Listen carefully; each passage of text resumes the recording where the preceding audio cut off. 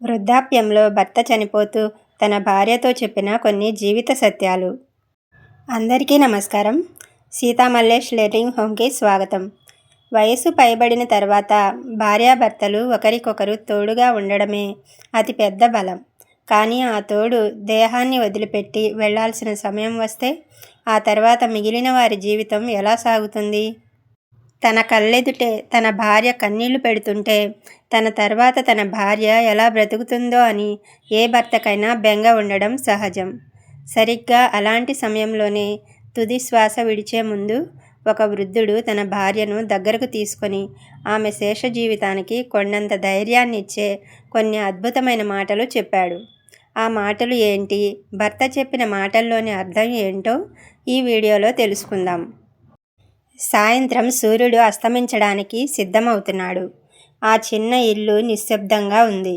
గాలి కూడా నెమ్మదిగా ఊపిరి తీసుకుంటున్నట్లు అనిపించింది. మంచం మీద వృద్ధుడు రామయ్య పడుకొని ఉన్నాడు. అతని శ్వాస బలహీనంగా ఉంది. పక్కనే అతని జీవిత భాగస్వామి లక్ష్మి కూర్చొని ఉంది, కన్నీళ్లు ఆపుకోలేక. లక్ష్మి అంటూ రామయ్య స్వల్పంగా పిలిచాడు. ఏమయ్యా అని ఆమె అతని చేతిని గట్టిగా పట్టుకుంది. నేను వెళ్లే సమయం దగ్గర పడింది అనిపిస్తోంది అని నెమ్మదిగా అన్నాడు రామయ్య.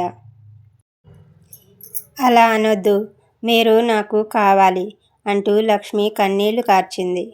రామయ్య స్వల్పంగా నవ్వాడు. జీవితం మనిద్దరినీ ఎంత పరీక్షించిందో తెలుసా? కానీ నువ్వు ఉన్నందుకే నేను ఈరోజు ఇలా ప్రశాంతంగా ఉన్నాను అన్నాడు రామయ్య. అతను ఒక్కో మాటగా తన జీవిత సత్యాలను చెప్పడం ప్రారంభించాడు. మన ఇద్దరి జీవితం గొడవలతో కాదు, అర్థం చేసుకోవడంతో నడిచింది. నువ్వు నన్ను సహించినందుకే నేను మంచి మనిషిగా మారాను. డబ్బు కన్నా మనసు విలువైనది. అది నువ్వు నేర్పిన పాఠం. పిల్లల కోసం నువ్వు చేసిన త్యాగాలు ఎప్పటికీ మర్చిపోలేను. సంతోషం చిన్న చిన్న విషయాల్లోనే ఉంటుంది. మనం కలిసిన రోజే నా జీవితానికి అర్థం వచ్చింది. నీ నవ్వు నా బలం, నీ కన్నీళ్ళు నా బలహీనత. ఆరోగ్యం ఉన్నప్పుడే జీవితం నిజంగా ఆనందంగా ఉంటుంది. కాలం ఎవరి కోసం ఆగదు. కాబట్టి ప్రతి క్షణాన్ని ప్రేమించు.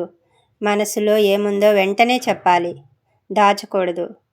నమ్మకం ఒకసారి పోతే తిరిగి రావడం కష్టం. కుటుంబం మనకు నిజమైన సంపద. దేవుడిని నమ్మడం మనసుకు శాంతిని ఇస్తుంది. నువ్వు లేకపోతే నా జీవితం అసంపూర్తిగా ఉండేది. బాధలు వచ్చినప్పుడు ధైర్యంగా నిలబడాలి. ఇతరుల మాటల కంటే మన మనసు మాట వినాలి. ప్రేమ అనేది చెప్పేది కాదు, చూపించేది. జీవితం చిన్నది కాబట్టి ఎవరి మీద ద్వేషం పెంచుకోవద్దు. నేను లేనప్పుడు కూడా నువ్వు ధైర్యంగా ఉండాలి. పిల్లలను ప్రేమతో విలువలతో పెంచడం మన బాధ్యత. కానీ నీ చివరి రోజుల్లో పూర్తిగా పిల్లల మీద ఆధారపడద్దు. అంటే ఆస్తిని మొత్తం పిల్లలకు రాసి ఇవ్వకు. నీకంటూ కొంచెం దాచుకో. నీ దగ్గర డబ్బు ఉన్నంత వరకు ఎవరి మీద ఆధారపడాల్సిన అవసరం ఉండదు. నీ ఆరోగ్యానికి కావలసిన మందులు, ఇంకా పండ్లు, ఇలా ఏది కొనుక్కోవాలన్నా ఎవరి మీద చేయి చాచి అడగాల్సిన అవసరం ఉండదు. ఎవరింటికైనా వెళ్ళినప్పుడు నీ పనెంతో అంతవరకే ఉండు. అనవసరమైన మాటలను మాట్లాడుకోవద్దు. అది ఎప్పటికీ మంచిది కాదు. కొడుకు కోడలు కోపంలో ఒక మాట అన్నా కూడా వెంటనే స్పందించవద్దు, విచారించవద్దు. వాళ్ళ తప్పు తెలుసుకొని నీ క్షమాపణ కోరినప్పుడు తప్పకుండా వాళ్ళని క్షమించు. ఎప్పుడు ఒంటరిగా అనిపించినా నా జ్ఞాపకాలు నీకు తోడుగా ఉంటాయి. సంతోషంగా ఉండడం నీ హక్కు. గతాన్ని గుర్తు చేసుకొని బాధపడొద్దు. ప్రతి ఉదయం కొత్త ఆశతో ప్రారంభించు. నిన్ను నువ్వు ప్రేమించుకో. జీవితం ఎప్పుడూ ఒక పాఠం నేర్పుతుంది. నేను నిన్ను ఎప్పటికీ ప్రేమిస్తాను. నా చివరి కోరిక నువ్వు ఎప్పుడూ సంతోషంగా ఉండాలి. మన ఇద్దరి జీవితం ఒకరికి ఒకరు అర్థం చేసుకుంటూనే చివరి వరకు ప్రయాణించాము. కోపంలో నేను ఎప్పుడైనా నా మాటలతో నిన్ను బాధ పెడితే క్షమించు లక్ష్మి అన్నాడు రామయ్య. లక్ష్మి తల ఊపింది. అది అంతా గతం. నాకు నువ్వే ముఖ్యం అంటూ ఏడ్చింది లక్ష్మి. నువ్వు నన్ను సహించినందుకే నేను మంచి మనిషిగా మారాను. పిల్లల కోసం నువ్వు చేసిన త్యాగాలు అవి దేవుడికే కనిపిస్తాయి అంటూ భార్య చేతిని తట్టాడు రామయ్య. ఆమె కళ్ళలో గర్వం మెరిపించింది, కానీ కన్నీళ్లు ఆగలేదు.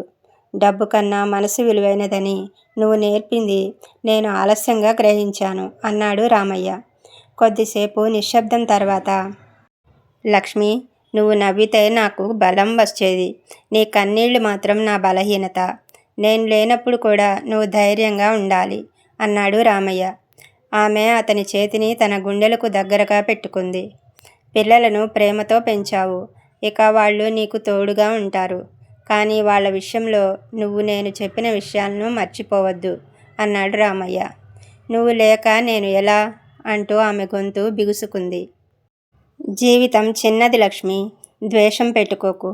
ప్రతి ఉదయం కొత్త ఆశతో ప్రారంభించు.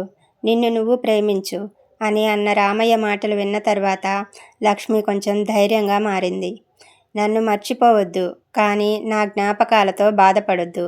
అవి నీకు బలం కావాలి అని ధైర్యాన్ని చెప్పాడు రామయ్య. సాయంత్రం క్రమంగా చీకటిగా మారుతోంది.